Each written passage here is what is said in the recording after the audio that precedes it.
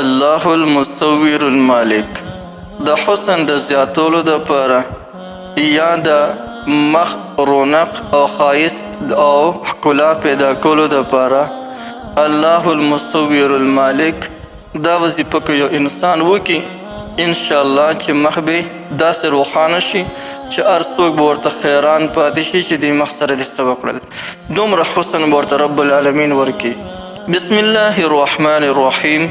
السلام علیکم ورحمة الله وبرکاته. زما رونو او خویندو، نن د ښایست دپاره درته یو ښکلې زبردسته وظیفه ښیم. دا وظیفه داسې ده چې په مخ کې یو قسم نه نورانیت پیدا کوي، لیکن د دې وظیفې سره به یو خبره لازم یا ساتئ، دغه عمل ورسره کوئ. تاسو وګورئ چې د ستاسو د مخ د ښکلا څنګه زیاتېږي. ستاسو به کریمو ته ضرورت نه وي، هېڅ یو څیز ته به ضرورت نه وي، صرف د الله جل جلاله دا نومونه دي چې دې نومونو ذکر شروع کې دومره نه دي، صرف 140 پیرې کول دي. طریقې هم درته ښیم چې څنګه به یې کوي، او دې سره یو عمل ډېر زیات ضروري دی چې هغه عمل به سره ضرور یاد ساتئ. انشاءالله چې الله جل جلاله به درته دونه حسن درکړي چې خپله به حیران پاتې شئ ورته. دا خصوصا د هغه رونو او د هغې خویندو دپاره دی کوم رونو او خویندې د هغوی حسن چې خراب شوي، د هغوی د مخ د رنګ انتخابي توروالي طرف ته مایله شوي، یا د هغو په حسن کې تغییر راغلی، یعنی حسن انتخابي خراب شوی دی، یا د بیمارۍ په وجه باندې یا په بل څه وجه باندې حسن د هغو خراب شوی دی، چهره یې روانه شوې ده، رنګ یې تک تور شوی دی. نن به ورته چې دا کم د الله جل شانه 3 نومونه دي الله المصور المالک، دا وظیفه ورته ښیم.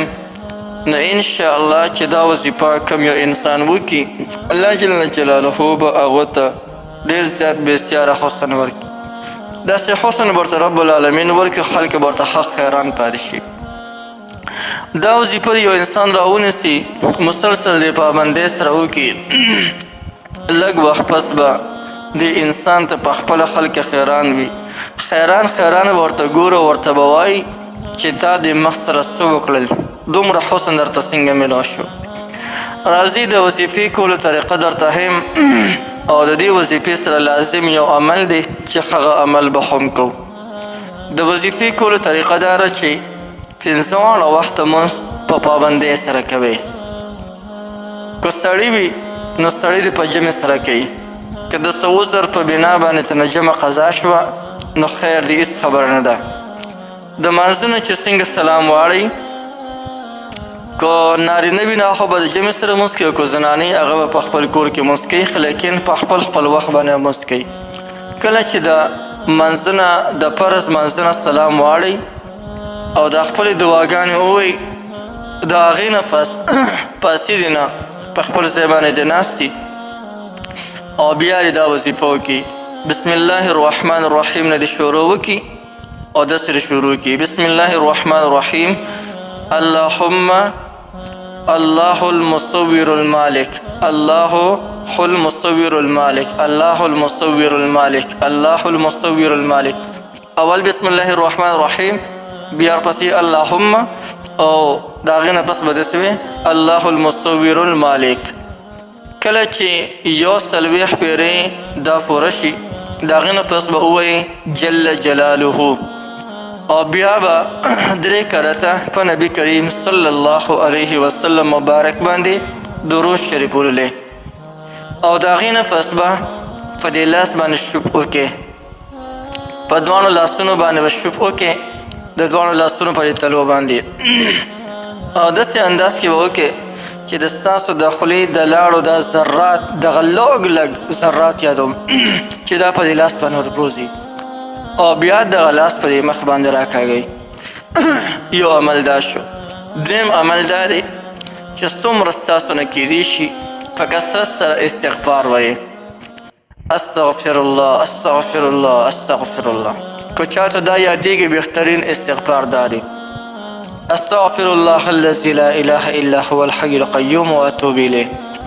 خو که دا چاته نه یادیږي دا ډېر دی، نو دا خو هر چاته یاد دی استغفر الله استغفر الله استغفر الله.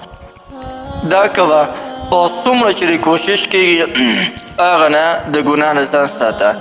انشاءالله چې په لږ وخت کې دننه به دي الله جل جلاله رنګ دومره ښایسته رنګ درکړي، دومره حسن دومره جمال به درته رب العالمین درکړي چې خلک به تا ته ښه حیران پاتې شي او تا ته به وایي چې د مخ سر د اخر څه وکړل دومره حسن درته د کوم ځای نه راغی. نو دغه د الله جل جلاله پاک نومونه دي. نو یقینا دا وظیفه هر څوک کولی شي، خپل هم کولی شي او نورو ملګرو ته هم ښولی شي او چې نور ملګري خو هم د دې نه پیدا واخلي.